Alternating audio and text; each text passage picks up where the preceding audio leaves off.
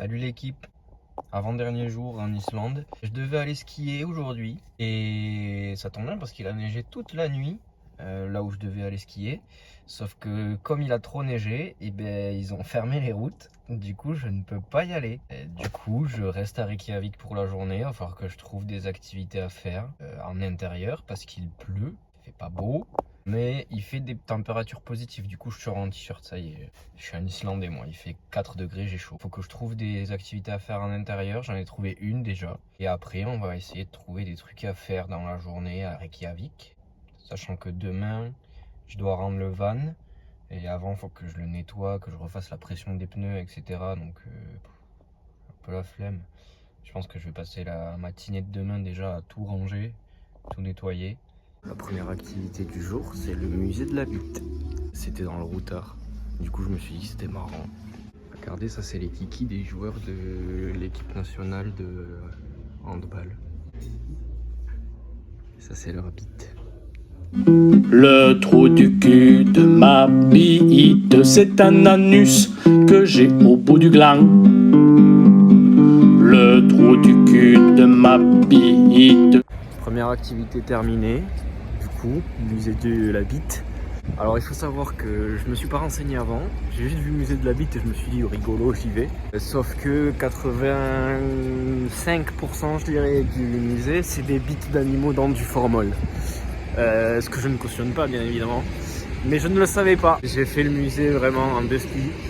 Il y a même une bite humaine dans du formol. J'ai pris la photo, je la mettrai pas parce que bon c'est un peu chelou quand même. Si des gens veulent la voir, envoyez-moi un message, je vous montrerai la bite humaine dans du formol.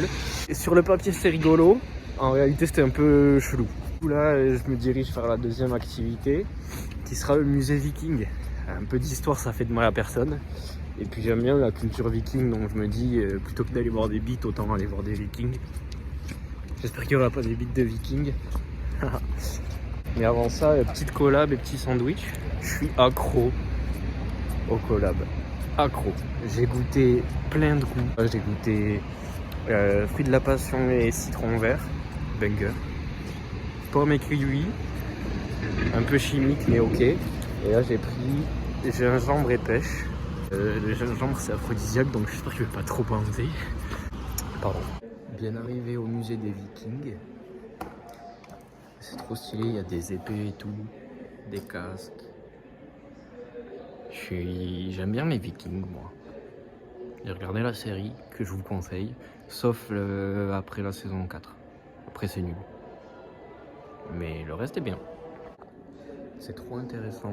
Ça dit qu'en gros, il n'y avait pas d'hommes préhistoriques en Islande et que les premiers hommes à avoir habité l'île, c'est les Vikings, genre dans les années 800. Avant, personne n'avait foutu les pieds en Islande, visiblement. Alors peut-être que si, mais c'est pas documenté, mais les vrais premiers à y avoir habité, c'est les Norvégiens, genre, en 874. C'est fou, non? Et le Thingvellir, là où je suis allé faire de la plongée, un des trucs que j'ai vu en premier, c'était un des premiers parlements du monde, si ce n'est le premier d'ailleurs, qui a été créé une fois que les Vikings sont arrivés en Islande. On en apprend tous les jours. Hein. Regardez, je suis dans le bateau, les Drakkar. Je suis Ragnar Lothbrok, souquez les Artimuses.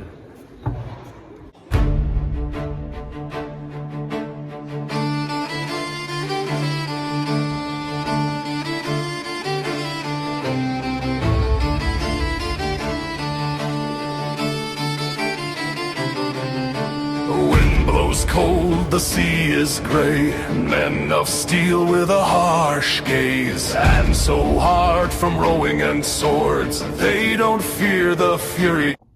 Ok les potes, on a fini le musée des Vikings. C'était assez intéressant, mais en fait les Vikings ils sont pas du tout islandais, ils viennent de Suède, de Norvège, de Finlande, et du coup l'Islande elle a pas vraiment une histoire viking hyper importante, du coup il n'y avait pas grand chose à voir. Ça reste intéressant parce que ça parle de la culture viking en général, mais j'ai pas appris grand chose quoi. Et maintenant, on va aller dans des sources chaudes encore, ça s'appelle le Blue Lagoon. C'est le plus connu d'Islande. J'espère que je serai pas déçu. Normalement, il y a quand même un masque pour le visage et tout. Enfin, ça a l'air vraiment bien, une boisson, genre, ce que tu veux offerte là-bas. Donc on va tester le truc. Et je sais pas si je pourrais filmer. J'espère que oui. Sinon je vous ferai un débrief de toute façon. Oh, c'est chaud ça, mais...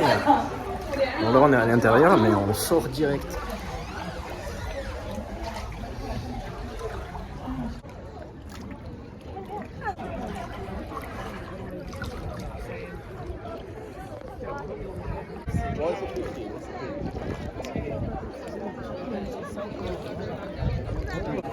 En mode white face. Sexy ou pas? Sexy sur 10. Moi je dirais roi des sexy. Petit cocktail. C'est un granité à la myrtille avec de l'alcool, je crois c'est du gin.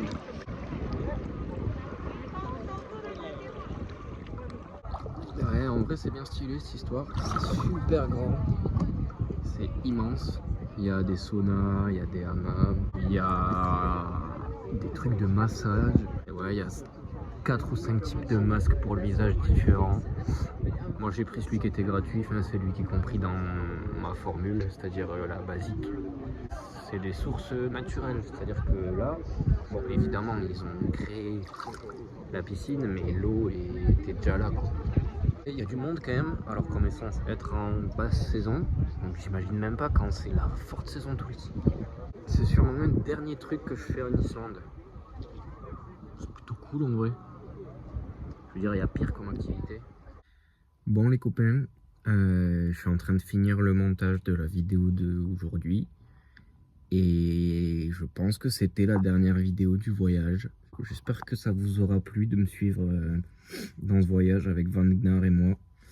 Et voilà, abonne-toi, lâche pouce bleu, donne de la force. Voilà. Et bisous.